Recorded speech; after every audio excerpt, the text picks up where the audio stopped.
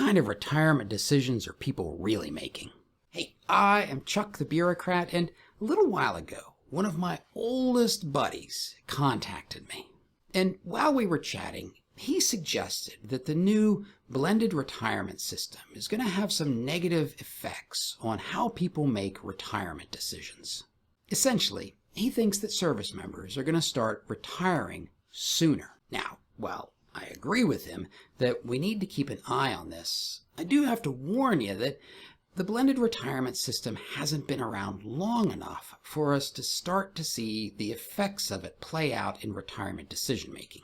But there is nothing that I enjoy more than an analytical question about military manpower, so I started doing some digging, just trying to find data that would help us understand this question when the time came.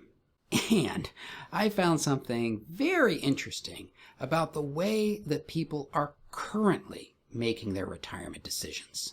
The information that I'm going to be sharing with you today comes from the Department of Defense Office of the Actuary. This office performs a wide range of analytical support to help quantify the behavior of military retirees and veterans. In fact, they provide some interesting and useful tools when it comes to the Survivor Benefit Program, including some financial analysis tools. Now, these tools are not exactly great, but they are a heck of a lot better and more accessible than the stuff I've done, so it's a good place to start. Anyways, for our purposes today, we're going to be looking at some data that comes out of the statistical reports published by the Office of the Actuary. Now, I'm not going to drag you through all of the details of the information that's contained in these reports because, trust me, it is a lot. But what I'm going to do is show you a couple of data points to compare 2010 to 2022. And there are two types of information that I really want to focus on. First, we're going to look at the years of service that people have when they choose to retire. And then we're going to take a look at the rank of retirees at the 20 years of service mark and at the 30-year mark. Okay, to get started, this graph shows how many years of service non-disability, non-reserve DoD retirees had when they retired in fiscal year 2010, those are the ones in black, and in fiscal year 2022, that's in red. And what I've done is basically calculated the proportion of people who retired in either group. So you can see that of all the people who retired in either year, there's about 43% of them who retired exactly at the 20-year mark.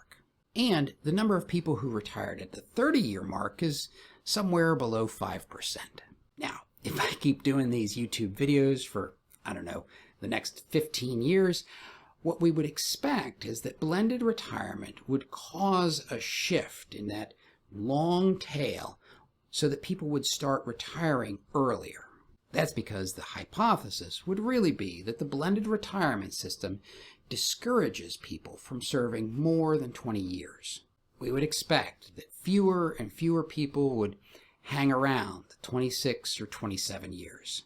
But even just with the information we have here, we can see what the current profile of military retirees looks like. And it's obvious that a significant portion of the military population hits 20 and just leaves.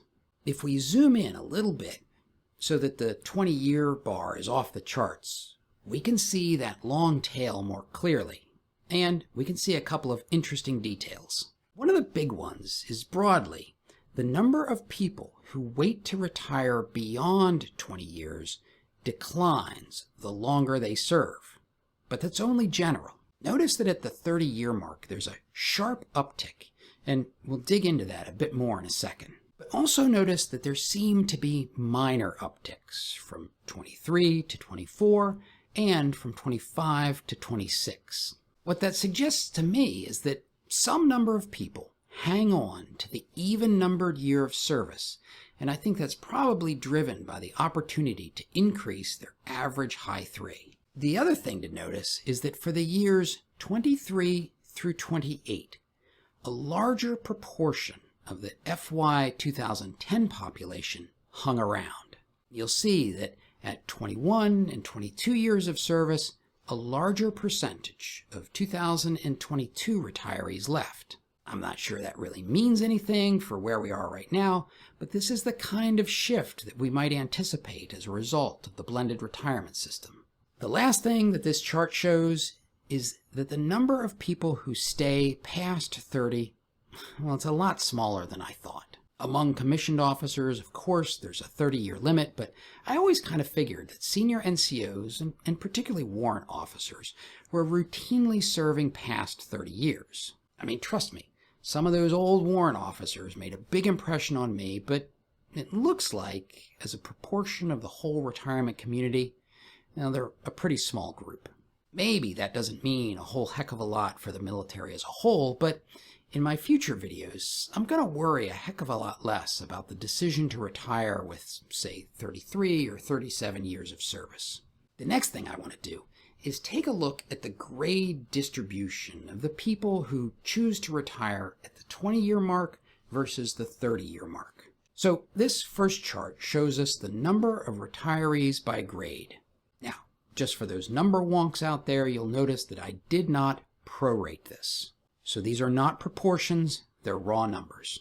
But I think you can see something pretty interesting here, and that is that the folks who are retiring at 20 years, well, they're kind of dominated by majors, lieutenant colonels, master sergeants, E7s, and, well, a heck of a lot more E6s than I expected.